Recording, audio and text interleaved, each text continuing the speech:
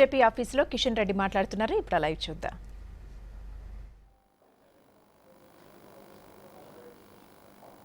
తెలంగాణ ఉద్యమంలో మీకు అందరికీ తెలుసు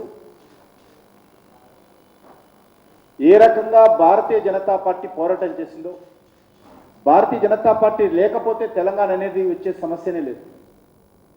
పార్లమెంటులో బిల్లు పాస్ అయ్యేటువంటి ప్రసక్తే లేదు. బీజేపీ కారణంగా లోక్సభలో రాజ్యసభలో బిల్లు పాస్ అయింది. టీఆర్ఎస్ ఉన్నటువంటి ఒక్క సీటుతో తెలంగాణ రాలేదు.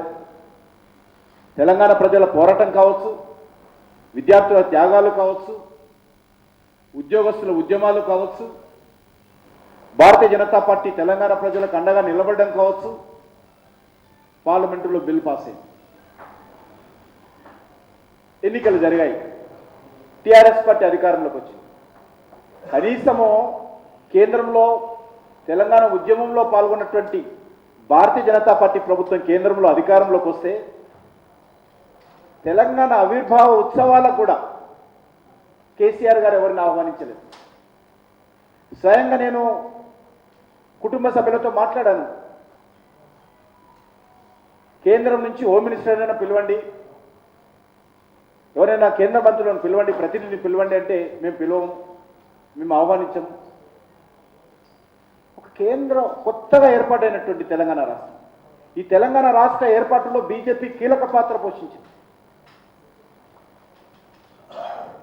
నేను స్వయంగా కుటుంబ సభ్యులతో మాట్లాడాను, మేము పిలవమన్నారు. అంటే టీఆర్ఎస్ పార్టీ ఏ రకంగా భారతీయ జనతా పార్టీతో, కేంద్ర ప్రభుత్వంతో, నరేంద్ర మోడీతో కయ్యానికి కాలు దూతుందో అర్థం చేసుకోవచ్చు.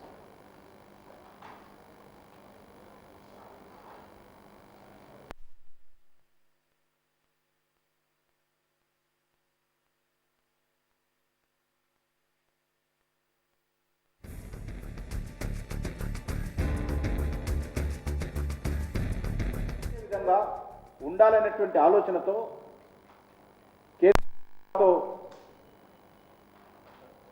కలిసి పనిచేయాలని కోరుకుంటారు. కానీ ఇక్కడ పూర్తిగా విరుద్ధంగా ఈరోజు కేసీఆర్ గారు వ్యవహారం చేస్తాను. ముఖ్యంగా ఇటీవల కాలంలో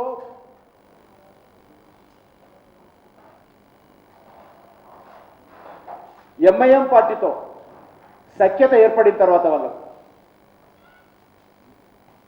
బీజేపీ మీద విమర్శలు అయిన దానికి కాని దానికి విమర్శించడం, ప్రధానంగా నరేంద్ర మోడీని, దేశ ప్రధానమంత్రి అయినటువంటి నరేంద్ర మోడీని లక్ష్యంగా పెట్టుకొని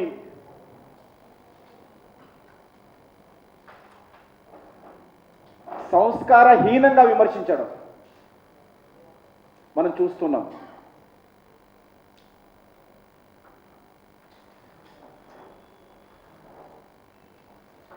గవర్నర్కి అధికారాల విషయంలో ఇన్ని రోజులు ఊరికే ఉన్నారు.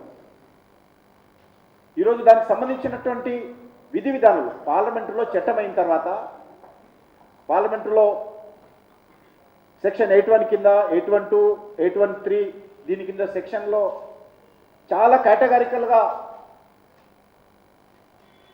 ఆ రోజు కాంగ్రెస్ పార్టీ ప్రభుత్వము, యూపీఏ ప్రభుత్వము, మన్మోహన్ సింగ్ గారి ప్రభుత్వము, సోనియా గాంధీ ప్రభుత్వము పార్లమెంటులో ఈ యొక్క గవర్నర్కు అధికారాలను కట్టబెడుతూ బిల్లు ప్రవేశపెడితే పాస్ అయింది. ఆ రోజు ఈరోజు దాన్ని ఒక అంశంగా బీజేపీని విమర్శించేటువంటి ప్రయత్నం, నరేంద్ర మోడీని విమర్శించేటువంటి ప్రయత్నం, తెలంగాణలో తెలంగాణకు అనుకూలమైనటువంటి నేను తప్ప ఇక ఎవరూ లేరు, తెలంగాణ వాదిని నేనే, మిగతా వాళ్ళందరూ కూడా, ఈ రాష్ట్ర ప్రజలందరూ తెలంగాణ ద్రోహులే, ఈ రాష్ట్రంలో ఉన్నటువంటి పార్టీలన్నీ తెలంగాణ ద్రోహులే, మా కుటుంబం మాత్రమే తెలంగాణకు అనుకూలమైనటువంటి కుటుంబము, మా కుటుంబం మాత్రమే తెలంగాణకు సానుకూలంగా ఉంటుంది, మా కుటుంబం ఎవరు తెలంగాణకు అనుకూలంగా ఉండరు అనేటువంటి తప్పుడు ప్రయత్నం చేస్తున్నారు. బీజేపీ ఎంత త్యాగం చేసిందో మాకు తెలుసు, రాష్ట్ర ప్రజలకు తెలుసు. సీమాంధ్రలో మా పార్టీ కార్యాలయం మీద దాడులు జరిగినా మా కేంద్ర పార్టీ తెలంగాణకు అనుకూలంగా తిరిగింది. అద్వానీ గారు ఊరూరో తిరిగారు, సుష్మా స్వరాజ్ గారు అన్ని జిల్లా కేంద్రాలకు వచ్చారు, నితిన్ గడ్కరీ గారు వచ్చారు.